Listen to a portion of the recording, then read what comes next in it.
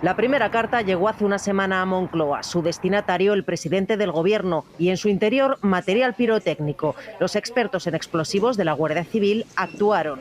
Aseguraron la zona y procedieron a la deflagración controlada de este sobre.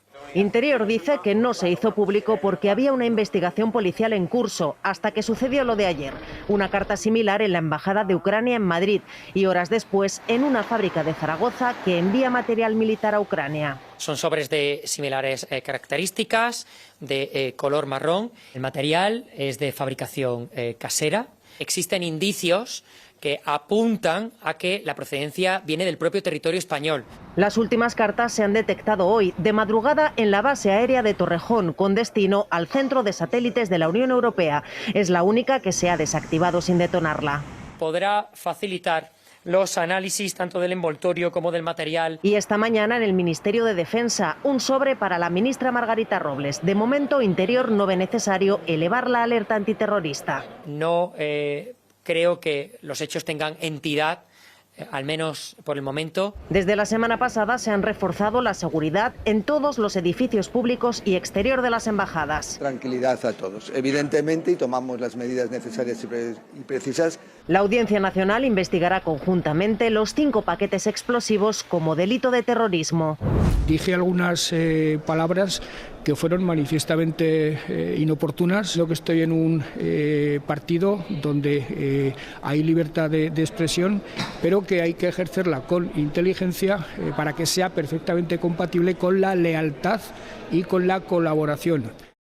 Diputados y senadores del PP se concentraban a las puertas del Congreso con 2 peticiones: la dimisión de la ministra de Igualdad y que el presidente Sánchez modifique la ley del solo sí es sí para que los delincuentes sexuales, dicen, no se beneficien de las rebajas de las condenas. Sin previo aviso, Vox intentó sumarse a la concentración, pero solo lo consiguió cuando el PP ya se iba. No estuvo por motivos de agenda el líder de los populares, que es senador.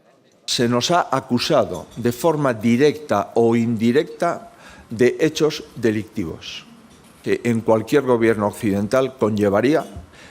Esa ministra simplemente no formaría parte de ningún gobierno. El PP intentará reprobar en el Congreso a Irene Montero, pero la ministra se mantiene en sus 13. Para acabar con las agresiones sexuales, lo que tiene que pasar es que no haya agresores. Ojalá esto sirva para que hablemos de cultura del consentimiento y desterremos de una vez por todas la cultura de la violación.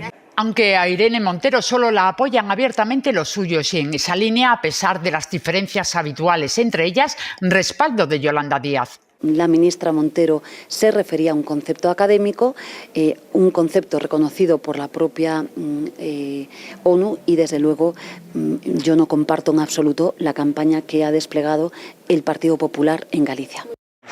Pero los socios parlamentarios y los del Gobierno no lo hacen. Que en momentos de dificultad como los que estamos viviendo creo que hay que trasladar serenidad, tranquilidad y bajar los decibelios. Y es el Gobierno y la mayoría progresista quienes tenemos que tener interés en volver a traer la política a la vida cotidiana de los ciudadanos. La política no puede ser un ejercicio de insultos entre políticos.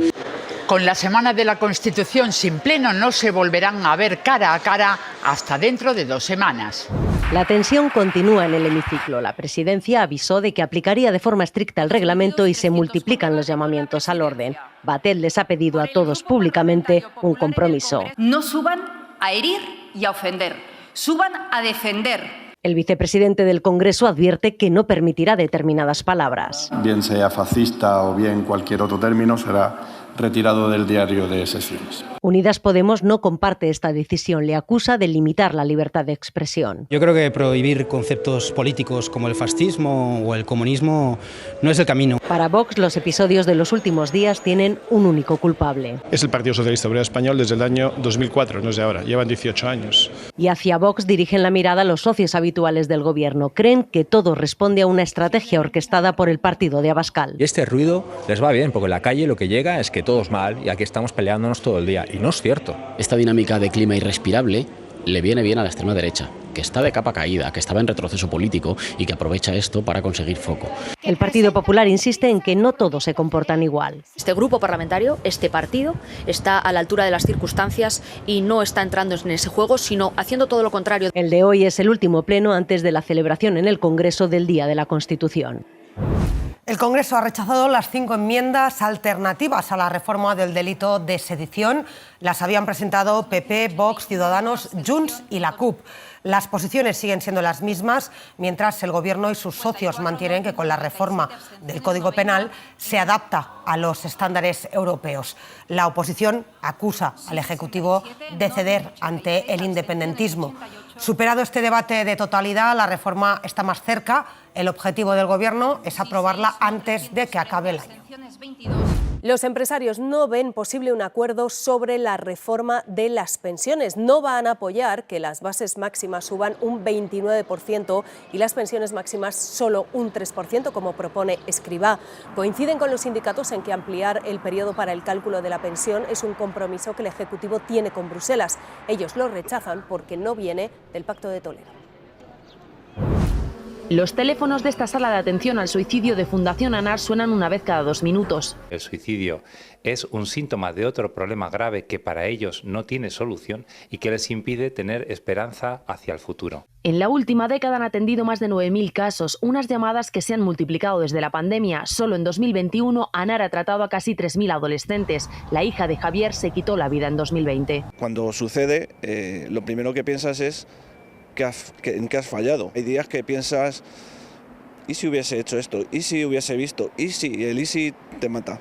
Una pregunta que se hacen todos los padres. No hay motivos comunes claros para el suicidio. Lo que sí suele haber son problemas asociados como la violencia sexual o el acoso escolar. El problema no es de los chavales, el problema es de la sociedad. O sea, nos tenemos que plantear qué hemos hecho mal, que estamos haciendo mal para que los chavales, nuestros hijos, vean que la solución es suicidarse. Javier ahora da charlas para ayudar en la prevención. Es muy importante, nos dicen los expertos, una buena comunicación con los menores. Hay que estar muy pendientes de poder hablar de sus problemas diarios, de esa comunicación familiar, para poder ayudarlo y ponernos en manos de profesionales. Porque con la ayuda adecuada, insisten los psicólogos, siempre, en todos los casos, hay otra salida. Lo llaman el movimiento del papel en blanco. Uno de los manifestantes en Pekín accede a hablar con nosotros. Pide que no se reconozca su cara ni su voz. Se cubre con una gorra y con otra camisa. Tengo realmente miedo de que la policía pueda llamar a mi puerta, me amenace o revise mi móvil. Y si participas en otra manifestación, significa asumir el riesgo de que te metan en prisión, perder tu trabajo y tu vida social, nos confiesa. Gran despliegue policial para evitar que se repitan las protestas. En Shanghái, la policía requisa móviles para eliminar cualquier rastro de descontento. Allí fue donde más se elevó el tono de la protesta. La gente gritó abajo el Partido Comunista, abajo Xi Jinping. Sé que en China este eslogan es muy peligroso para que la gente lo diga en voz alta, nos explica. Pero cree que la motivación común de todas las protestas es la política de COVID-0. Toda la gente en China estos 3 años está harta de esta política y todos pensamos que debería llegar a su fin. No está protegiendo realmente a la gente, sino causando un gran daño a su vida normal, nos dice el manifestante. Piensa que al menos ya han conseguido algo. Esta semana el gobierno chino ha relajado algunas medidas contra la pandemia. Reunión en esta Cancillería entre el canciller Scholz y el secretario general de la OTAN, que llegó ayer a Berlín y que esta mañana ha participado ya en una conferencia de seguridad. Ha insistido en que la OTAN va a apoyar a Ucrania hasta el final. Dicen que a la OTAN le cuesta dinero, pero que a los ucranianos les está costando sangre. También ha advertido Stoltenberg del peligro de depender comercialmente de regímenes autoritarios, entre los que ha incluido a China. Dice que no se trata de dejar de comerciar con China, pero sí de ser conscientes de las vulnerabilidades y de gestionar los riesgos. En esta reunión, Scholz le ha pedido a Stoltenberg que la OTAN refuerce, ayude en la protección de infraestructuras submarinas, de infraestructuras energéticas críticas, después de lo ocurrido con el sabotaje en el Nord Stream. Esta es la primera visita de Estado aquí en la Casa Blanca, con toda la ceremonia que eso conlleva desde que Biden es presidente, la primera desde la pandemia. ¿Y por qué Francia? La Casa Blanca destaca que es su aliado más antiguo y ahora mismo es un interlocutor crucial en asuntos como la estrategia ante la guerra de Ucrania. Biden quiere seguir haciendo frente común ante Rusia, frente común también para competir con China, y ahora tiene el reto de mantener la unidad de los aliados europeos que tanto están sufriendo en sus economías la guerra de Ucrania y que empiezan a pedirle a Estados Unidos más solidaridad. En plena crisis energética, a Francia le preocupan mucho las ayudas millonarias que Biden ha destinado a coches eléctricos y otras industrias estadounidenses. Dice que van a suponer una desventaja para las europeas.